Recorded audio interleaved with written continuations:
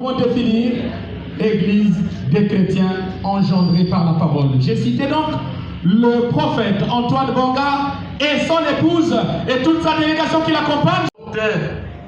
Du poisson et toutes sortes de marchandises et qui les vendait au fils de Judas le jour du sabbat et dans Jérusalem. Je fis des réprimandes aux grands de Judas et je leur dis: que signifie cette mauvaise action que vous faites en profanant le jour du sabbat? N'est-ce pas ainsi qu'ont agi vos pères? Et n'est-ce pas à cause de pour ce temps que tu nous as accordé? Tu avais déjà programmé ce jour depuis des lustres et nous sommes venus juste accomplir ton dessein. Père Saint éternel, maintenant je vais parler du sabbat devant cette auguste assemblée. Daigne toi-même diriger cette séquence et fais en sorte que ce qui sera dit ici trouve de la place en chacun de nous. Amen. Amen. Veuillez vous asseoir.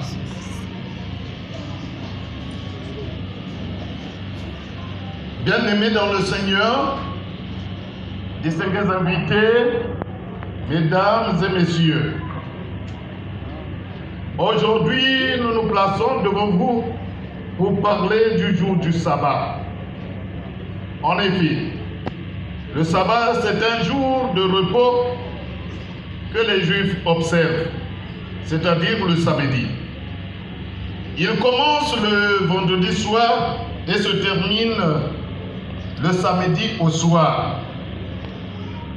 À propos du commencement ou de la création de toutes choses de Dieu, selon les Écritures, nous pouvons lire ce qui suit dans Genèse 2, versets 1 à 3. Ainsi furent achevés les cieux et la terre, et toute leur armée. Et Dieu acheva au 7e jour son œuvre qu'il avait faite. Et il se reposa au 7e jour de toute son œuvre qu'il avait faite. Dieu bénit le 7e jour et il le sanctifia parce qu'en son jour, il se reposa de toute son œuvre qu'il avait créée en la faisant. Nous savons que les enfants nés de Jacob ou enfants d'Israël furent esclaves en Égypte avant leur délivrance par la main puissante de Dieu. Par son serviteur Moïse, la Pâque fut instituée. Les enfants d'Israël devaient prendre pour chaque famille un agneau mâle à tuer, à brûler au feu, puis à manger dans les maisons la nuit comme signe de leur libération. Après leur sortie d'Égypte, Dieu prononça du haut de la montagne de Sinaï ces 10 paroles, du nombre desquelles le jour du repos furent rappelés, comme nous pouvons le lire dans Exode 20, versets 8 à 11. Souviens-toi du jour de repos pour le sanctifier. Tu travailleras 6 jours et tu feras tout ton ouvrage. Mais le 7e jour est le jour du repos de l'Éternel ton Dieu. Tu ne feras aucun ouvrage, ni toi, ni ton fils, ni ta fille, ni ton serviteur, ni ta servante, ni ton bétail, ni l'étranger qui est dans tes portes. Car en 6 jours, l'Éternel a fait les cieux, la terre et la mer, et tout ce qui y est contenu, et il s'est reposé le 7e jour. C'est pourquoi l'Éternel a béni le jour du repos et l'a sanctifié.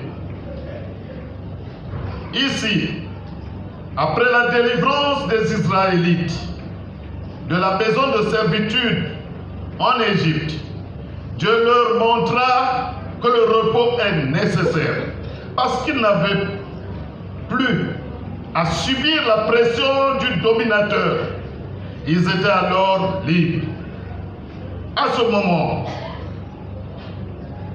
moment-là, ils devaient servir convenablement l'Éternel pendant le jour du repos qu'il leur avait donné.